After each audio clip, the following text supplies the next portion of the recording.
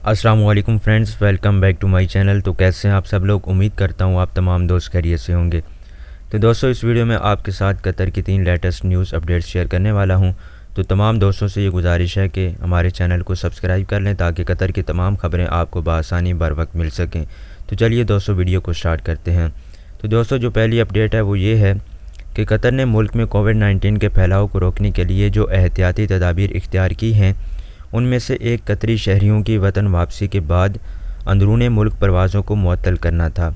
यानी कि जितने भी कतरी शहरी थे तो वो अगर कतर में वापस आ गए थे तो उसके बाद से कतर ने बैरून मुल्क से कतर में वापस आने वाली तमाम परवाज़ों, तमाम फ़्लाइट्स को अभी तक बंद किया हुआ है। तो दोस्तों, जिसके नतीजे में बहुत से बैरून मुल्क वर्कर्स और रिहायशी अभी तक कतर वापस नहीं आ सके अपने काम पर। तो दोस्तों, अब जितने भी लोग जो कतर से बाहर हैं, अपने मुल्क में हैं, तो उन लोगों से ये सवाल पैदा हो रहा है कि अगर वो उनका आईडी जो है QID अगर एक्सपायर हो गया है तो क्या वो उसके साथ कतर वापस आ सकेंगे। तो दोस्तों, इससे कबल ministry of development, labour and social affairs की जानिब से ये ऐलान किया गया था कि कोरोना वायरस की वजह से ज़्यादातर कतर से दाखिले से इनकार करने वाले ममालिक से आने वाले गैर मुल्कियों को एक बार दाखिले पर पाबंदी ख़त्म होने पर भी कतर में वापस आने की इजाज़त दे दी जाएगी। यहाँ तक कि अगर उनकी कतर की शनाख्त यानी कतर ID अगर एक्सपायर भी हो गया है या अगर वो कतर से बाहर 6 माह से ज़्यादा 6 मंथ से ज़्यादा भी रह चुके हैं तो फिर भी उन्हें इजाज़त दे दी जाएगी कि वो कतर में वापस आ सकते हैं। तो दोस्तों, अगर आपके QID की मियाद एक्सपायरी डेट जो है एक्सपायर हो चुकी है तो जब आप कतर से बाहर रह चुके हैं तो आपको अपने 14 दिन के क्वारंटीन को मुकम्मल करने के बाद आप अपनी QID को रिन्यू करने के बाद कतर में दोबारा दाखिले की इजाज़त आपको मिल जाएगी। तो दोस्तों, ये बात याद रखिएगा कि कतर में कोविड-19 पाबंदियों के बतदरीज उठाने के 4 मरहले के मंसूबे के मुताबिक कतर में वापस आने वाले रिहायशियों जैसे तरजीही मुसाफिरों के लिए कम ख़तरा इनबाउंड परवाज़ें जो हैं वो 1 अगस्त 2020 इस पाबंदियों को उठाने के तीसरे मरहले से बाकायदा तौर पर शुरू हो जाएंगी। तो दोस्तों, ये थी पहली अपडेट। अब बढ़ते हैं दूसरी अपडेट की जानिब और आपको आगाह करते हैं दूसरी अपडेट से।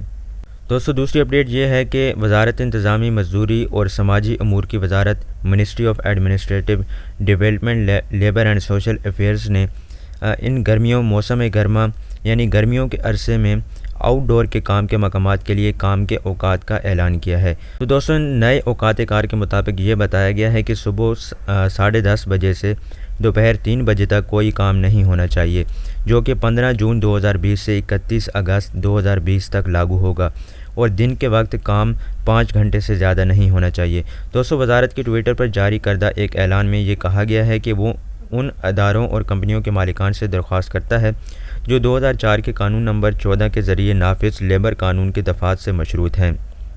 तो दोस्तों, 15 जून से 31 अगस्त तक गर्मियों के दौरान आउटसाइड वर्क को जो है उससे बंद कर दिया जाएगा। दोस्तों, वजारत ने मज़ीद कहा है कि उसके लेबर इंस्पेक्टर कंपनियों के मकामात का फील्ड विज़िट करेंगे ताकि ये यकीनी बनाया जा सके कि वाकई इन नए रूल्स, इन नए टाइम टेबल्स पर अमल किया जा रहा है। तो दोस्तों, अगर कोई भी कंपनी इस रूल्स की खिलाफ वर्जी करती है तो उनके खिलाफ कार्रवाई की जाएगी। तो दोस्तों, ये थी दूसरी अपडेट। अब बढ़ते हैं तीसरी अपडेट की जानिब और आपको आगाह करते हैं तीसरी न्यूज़ अपडेट से। जो दोस्तों तीसरी अपडेट है वो ये है कि कतर के महकमिया मौसमियात ने ये इतला दी है कि ईरान में 5.8 शिद्दत का ज़लज़ला कतर के मशरक़ी साहिल पर भी महसूस जिसे किया गया। तो ज़लज़ले से मुतालिक रिपोर्ट.com के मुताबिक 9 जून 2020 को मंगल की रात जनूबी ईरान के सूबा फ़ार्स में ज़लज़ला आया था और इसे कतर और बहरीन में खलीज के दूसरी तरफ भी महसूस किया गया था। तो दोस्तों, ईरानी सेस्मोलॉजिकल सेंटर की इब्तदाई ज़लज़ले की इतला से ये ज़ाहिर होता है कि ये एक 5.7 शिद्दत का ज़लज़ला था जो कि ईरान में पेश आया, जो मकामी वक्त के मुताबिक शाम 8:18 पर वाक़या हुआ।